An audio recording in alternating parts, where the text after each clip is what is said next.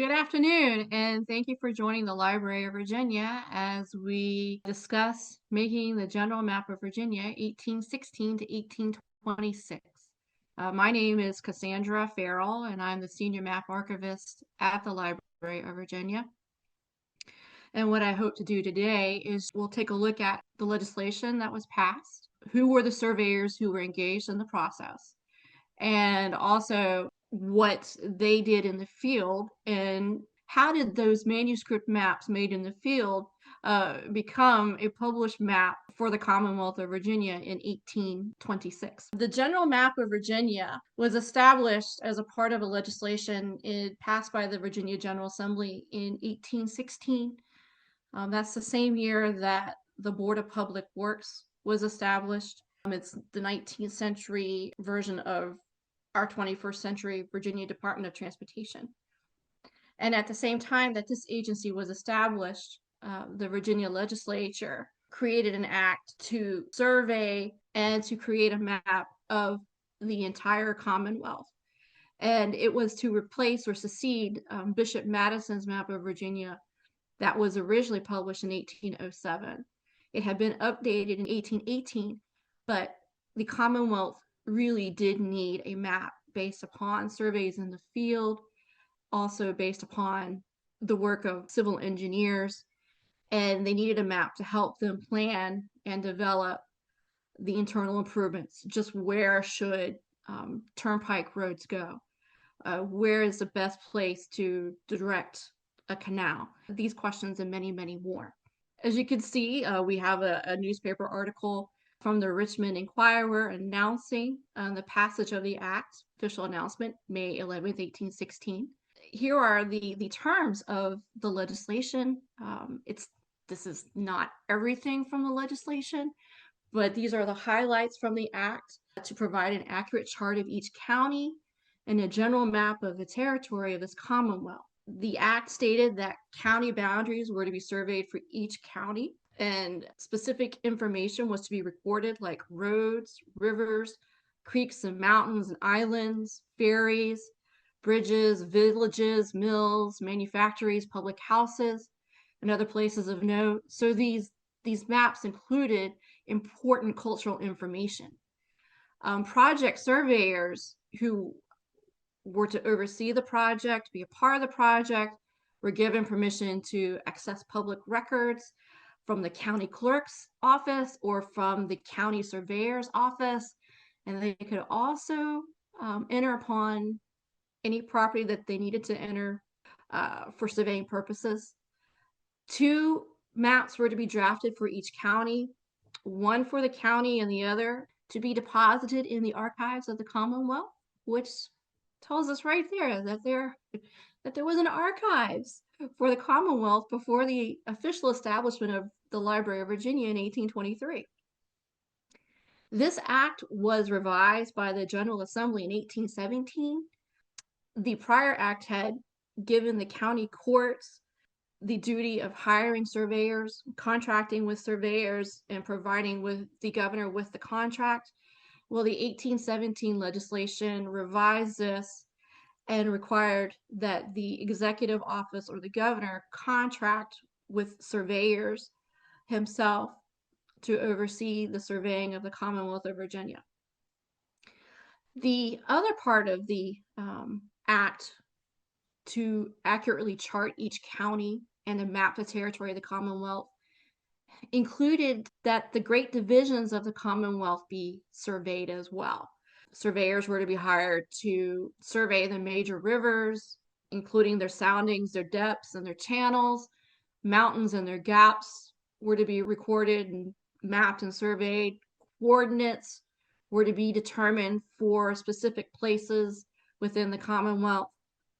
And as all of this was taking place, the principal surveyors for the Board of Public Works were Loamy Baldwin, Thomas Moore, and Claudius Crozet. However, these gentlemen were not responsible for overseeing the general mapping project. They were overseeing the Board of Public Works, and it was certainly the Board of Public Works that helped to finance the mapping of the Commonwealth. but the project itself was overseen by the governor and by the principal surveyor for the county mapping project. So, who was engaged to create Virginia's Great Divisions? Many of you have probably heard of John Wood and Herman Boyer. They became the principal surveyors for the county mapping project, but we don't often hear about the surveyors who were hired by the Commonwealth to survey Virginia's grand divisions. Those who were hired for this project include John Wood, who was initially hired to survey the rivers within the Tidewater region, specifically from the James River to the Potomac River. Andrew Alexander was hired to survey from the Blue Ridge to the Allegheny, including the Allegheny Mountains. And Mr. Merriweather was employed to survey the area from the Great Mill Road to the Blue Ridge. And then George Wish of Greensville was hired to survey the important rivers in Virginia from the James River down to the North Carolina line. So I show this map, the map of Virginia by Bishop James Madison. This was the most up-to-date map that these men were using as they were planning their surveys. And so what I've done is I've tried to show, using his map, those sections that the surveyors were responsible for surveying. It's, for example, Andrew Alexander, as I mentioned earlier, he was to survey the Blue Ridge to the Allegheny Mountains between the James and Potomac rivers. In the 19th century, Andrew Alexander was a well-regarded surveyor. He lived in Rockbridge County. He was actually surveyor for Rockbridge County. He graduated from Liberty Hall in 1789, and some of you may know that that is today's Washington and Lee University. He also, during his lifetime, served as a member of Virginia's House of Delegates, and he was also a member of the board of directors for the Board of Public Works.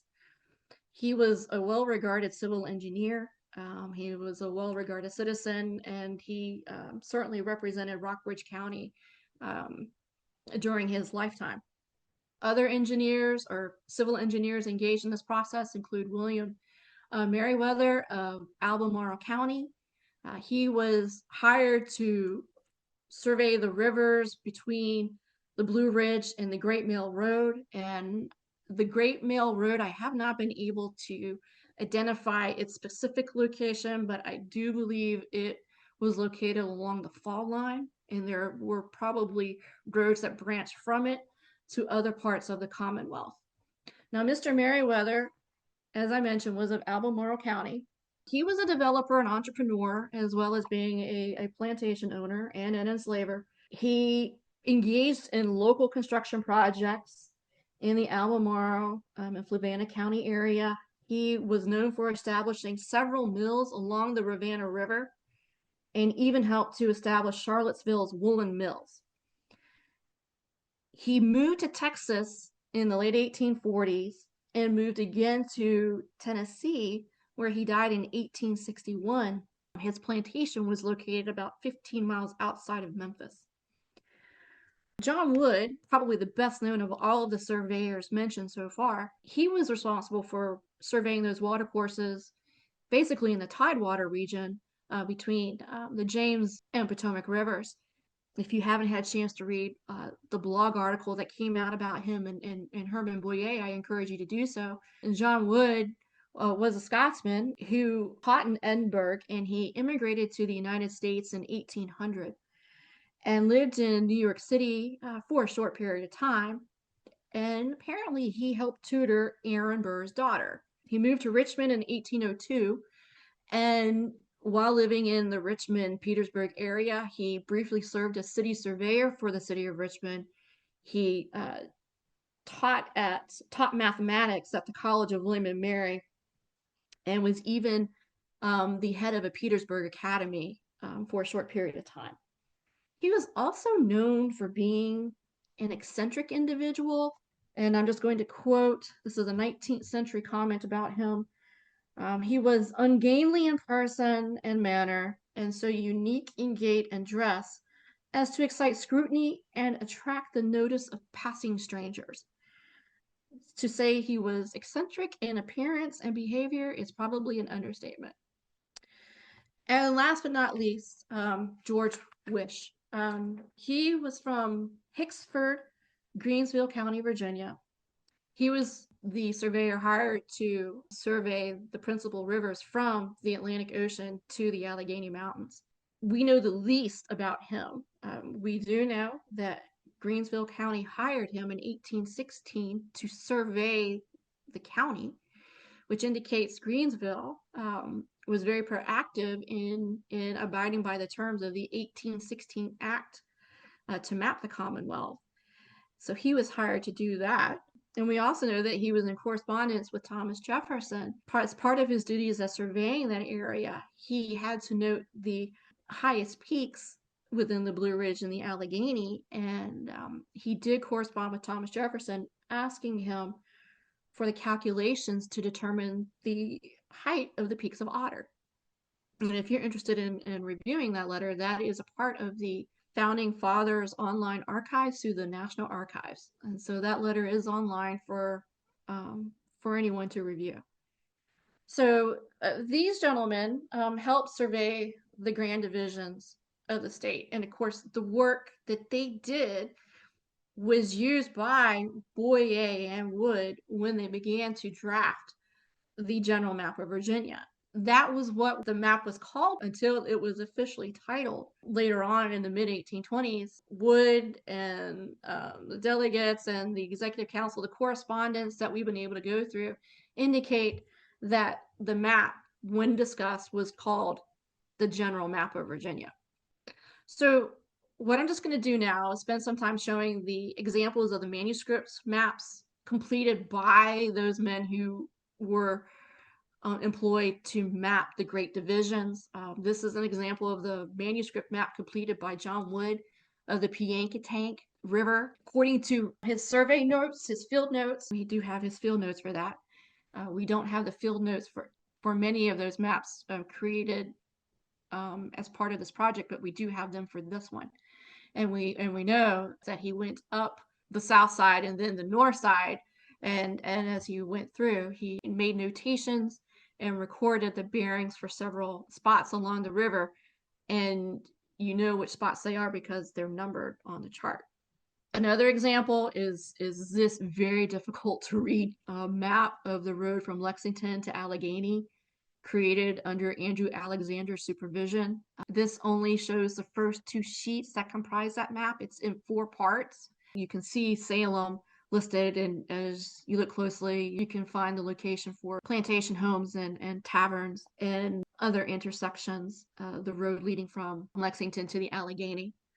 And then finally, the last example part of mapping the divisions of the state is this map of the Roanoke, Dan, and Stanton rivers that was completed by George Wish. It's been in the library's map collection for a while, but it wasn't until this year when we started researching this exhibition that we realized that this was more than likely created as part of the general mapping project between 1816 and 1820. This is another large map. It's in 4 to 6 parts. And so you're seeing the title screen right now. And as you look at it, you can certainly see the cultural information that Which recorded as he surveyed the rivers from the Atlantic coast to the Allegheny Mountains. That's quite a bit of territory to traverse and to survey. This map is not yet available online for research, but we are hoping that in the near future we can make it available for the public through the Library of Virginia's catalog. Let's switch gears a little bit and talk about the County Mapping Project. The County Mapping Project, although legislated in 1816 and revised in 1817, really didn't take off until 1819 when John Wood became the principal surveyor for the project. He was assisted and eventually replaced by Herman Boyer. John Wood and Herman Boyer oversaw the completion of about 96 county charts before Wood died in 1822. In May of 1822, he died unexpectedly. And Herman Boyer, who was his assistant, applied for the position of principal surveyor and was employed by the Commonwealth in November 1822 to complete the project. Well, Wood, um, according to his contract, which is a multi-page contract, and as you read it carefully, you'll notice that there's very, very specific and dry information. It's dry and specific, but it's very important because it details what John Wood was contracted to complete.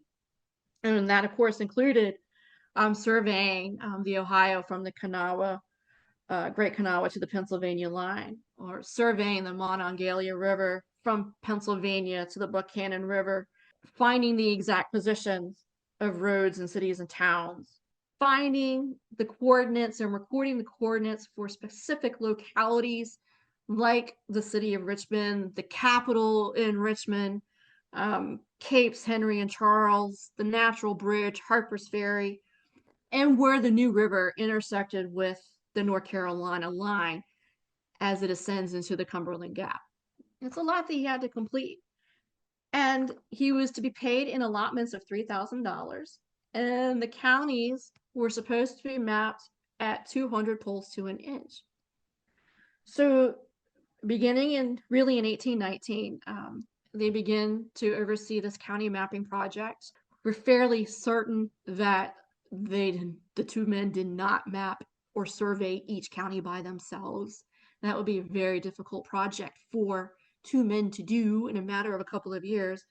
We do know that they did employ others. One of the engineers that they did hire includes a civil engineer named Hugh Taylor, who did work with Andrew Alexander on a number of projects.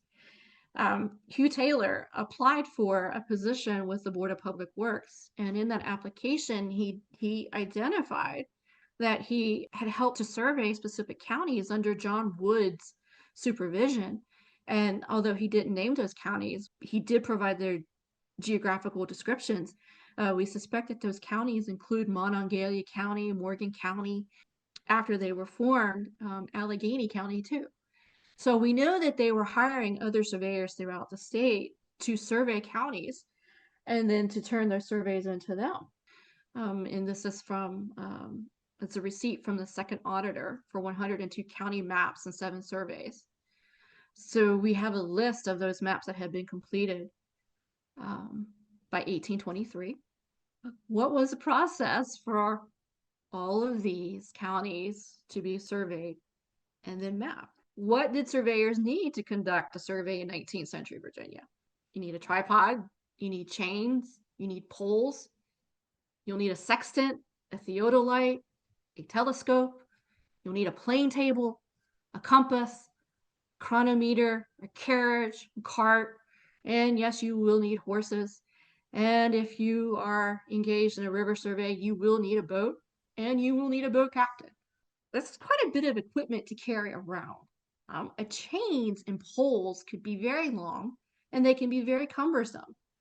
And sextants are most likely the instruments or the equipment used by surveyors throughout most of Virginia to determine the bearings of a survey.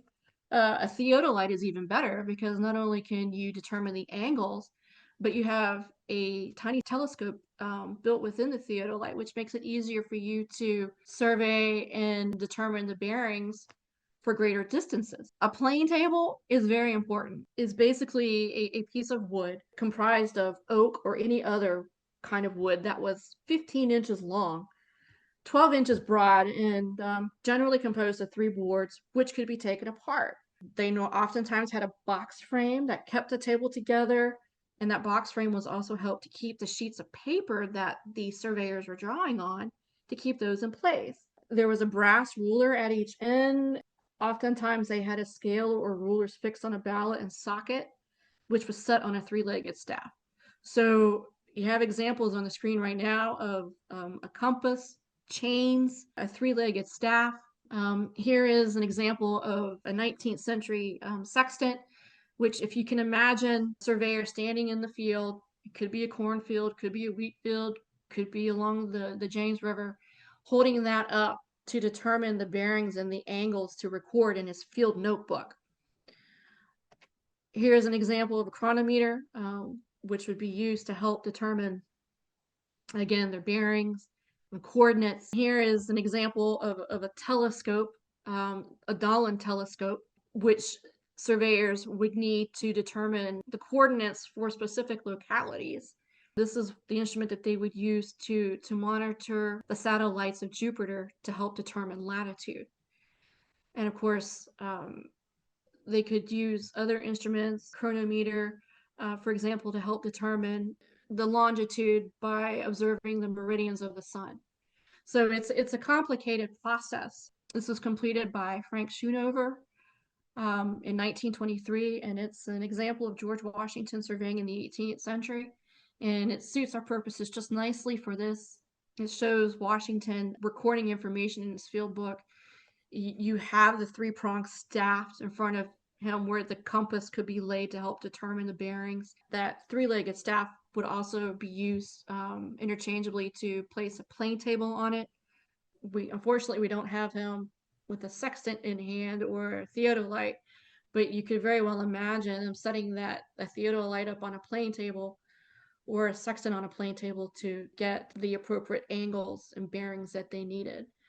And that information would be recorded in a field note. And as they're doing this, the surveyors are not doing this alone. They have chainmen with them. They have an assistant surveyor, perhaps another assistant civil engineer, servants, and in 19th century Virginia, servants meant enslaved Virginians, carriage drivers, and boat captains. So there are a lot of individuals, a lot of people who were part of the process of surveying a county or surveying a city or surveying even someone's property. So this is an example. I said that you would see the chart of the Piankatank River again. This is an example of a chart along with its field notes. We are very fortunate to have the field notes for the Piankatank River. And you'll notice that in the observations section, he has from Cow Point at Queens Creek to Barton's Point. And so if you look at the screen, you can see Cow Point noted. And then as you look at the numbers listed, there he gives the courses and the distances. So you can look for the numbers on the sheet, and it will and look over at the field note to determine what the courses are and what the location might be. We also have correspondence from John Wood describing what it was like to work in the field. With this letter, he identifies the county charts that he's turning into the executive branch. And he notes that he had difficulties surveying in Princess Anne and Norfolk and Nansemond counties. Today, Princess Anne is Virginia Beach, Virginia. Norfolk County is the current city of Chesapeake, and Nansemond County is the current city of Suffolk. He had troubles determining the boundary lines because the boundaries lines were notched on the trees, and it was very difficult to ascertain the boundary because of this. And in another piece of correspondence, he discusses how he discussed or talked to old timers who lived in these counties to help figure out what the boundaries were, and the information they provided wasn't consistent either.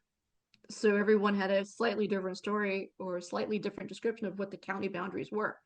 And of course, the marshes and the swamps certainly hindered the work of the chainsmen who were surveying in Eastern Virginia, Central Virginia. And as you can imagine, the work of the chainmen as they were moving through and engaged in surveying in Virginia's mountain regions too. So this is an example of Prince Edward County, an example of one of the county maps that was completed under John Wood. We've taken a look at the equipment that they used, and we know that there were several individuals engaged in the process of mapping Virginia. But how did this clean draft come about?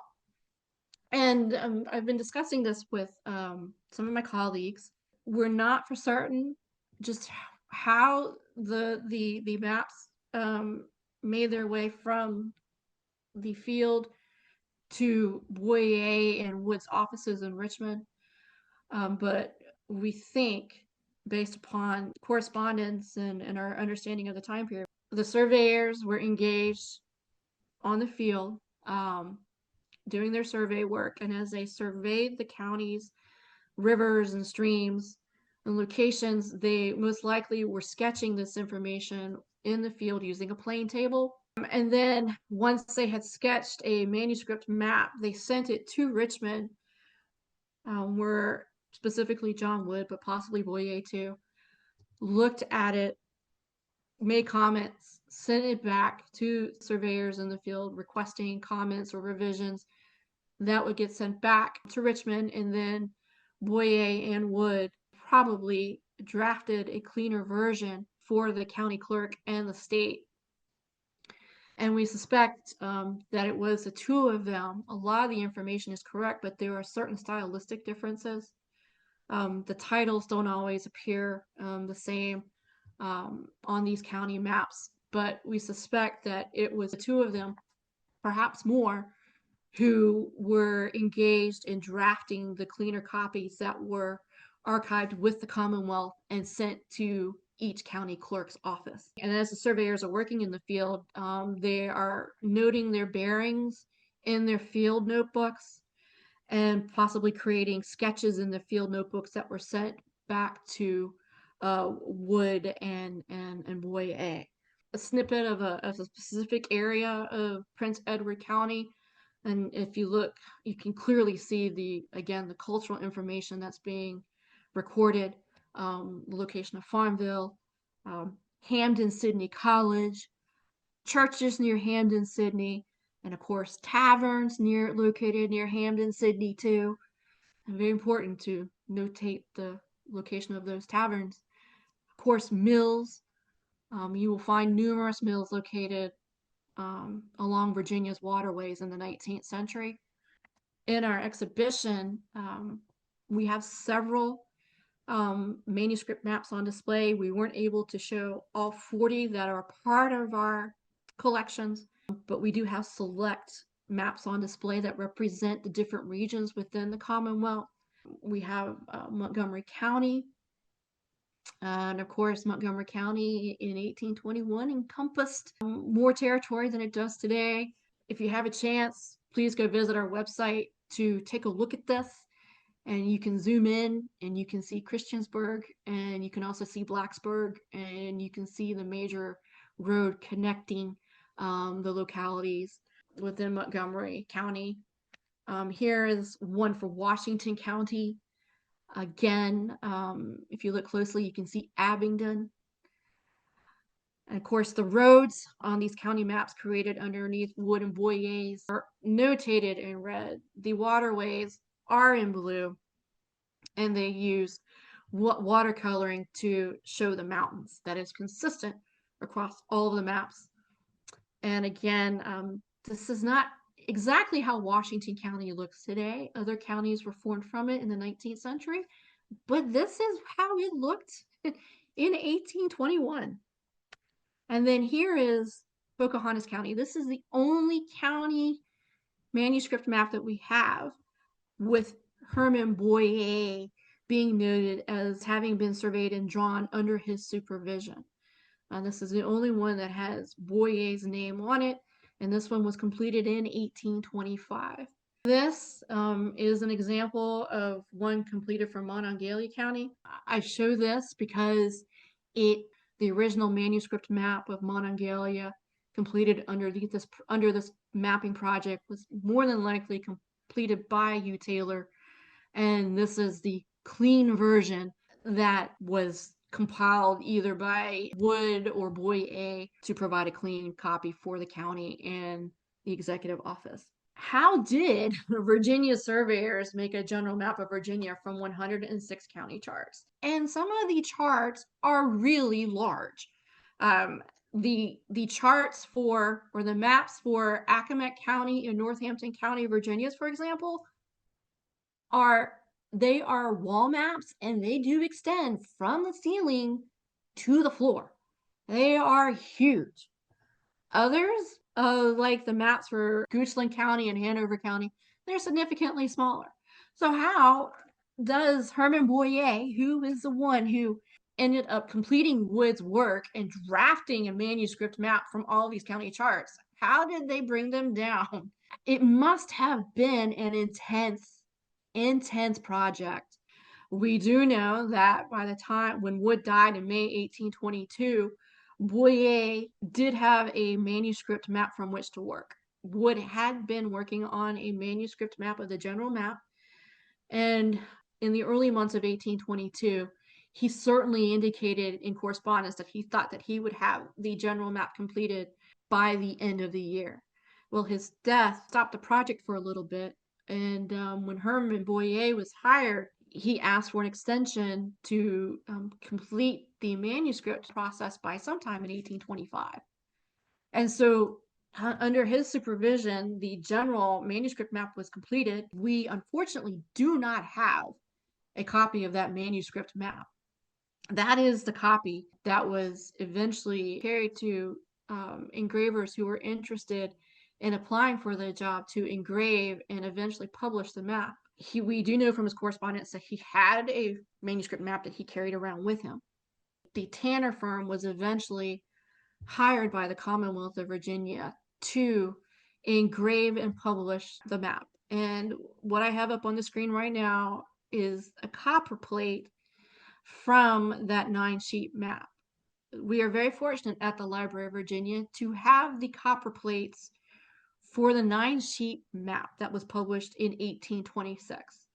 And what is on the screen is a vignette showing UVA, the Tanner firm that was responsible for engraving the map. While the map was being engraved in Philadelphia, Boyer remained in Philadelphia to oversee the engraving project, because since we don't know what the original manuscript looked like, we have no idea how he identified major roads, or how did he differentiate between rivers that were deep versus very wide, or how did he differentiate on his manuscript map smaller mountains versus larger mountains?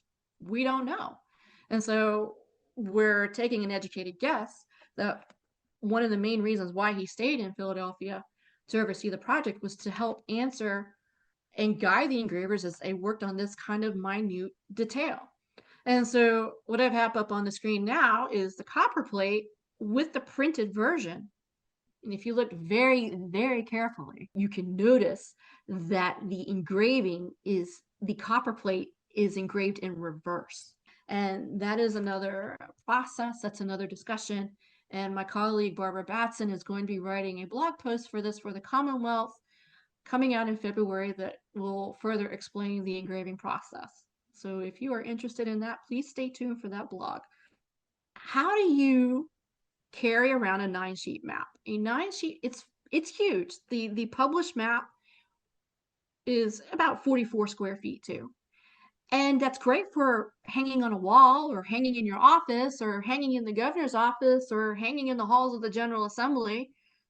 But it's not exactly easy for the average Virginian to tote around or to keep in their home.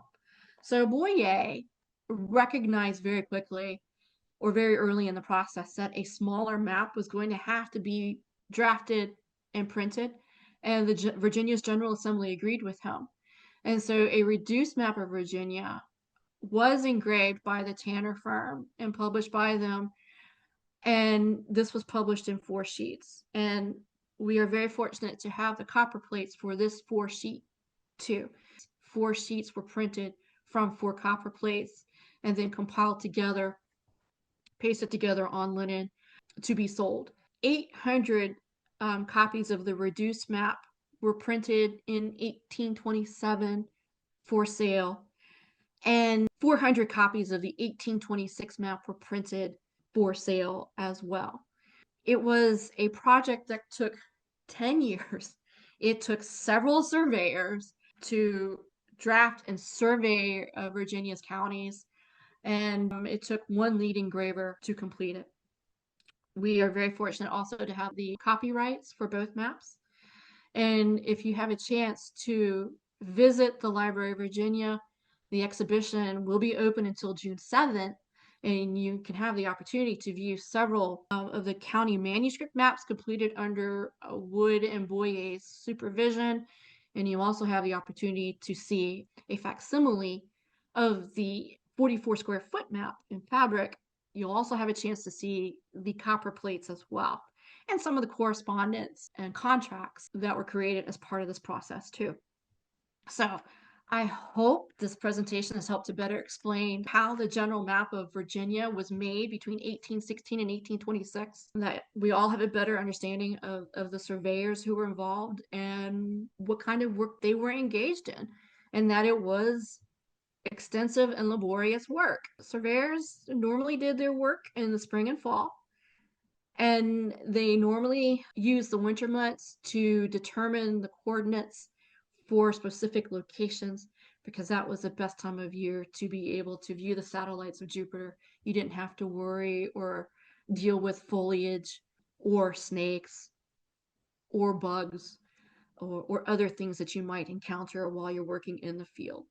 Again, if you are interested in seeing any of the manuscript wood and Boyne maps in our collections, they are online through our website, and they are in our digital collections discovery portal for you to view.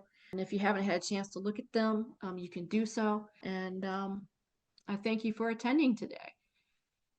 So, are there any questions? So why was the mapping taken from the county authorities and given to the state level? That is an excellent question, which is not necessarily answered. In the correspondence, we wonder if it was because the counties were supposed to provide the governor with the contract. And so we wonder if it may have been quite difficult to manage and oversee. Are the maps that are featured in this presentation geo-referenced and available to the public? Oh, they have been geo-referenced and they will be made available to the public in the very near future. Those files will be with the digital maps in the digital collections discovery portal. You should be able to download the geo-referenced files. I noticed that Buckingham, Goochland, Cumberland, and Powhatan counties appear on 2 maps. Who was responsible for mapping these counties? Some of their water courses flow to the Appomattox, some to the James. We don't know who surveyed every county. In fact, we're just beginning to determine or identify who some of those surveyors were. It is very possible that it was the county surveyors, and the county court order books for each might name who the surveyors were. But that's a good question. How long were the chains they used? A chain could be 66 feet in length. If they had poles associated with them, it could be 33 feet. And they varied in size. They sure did.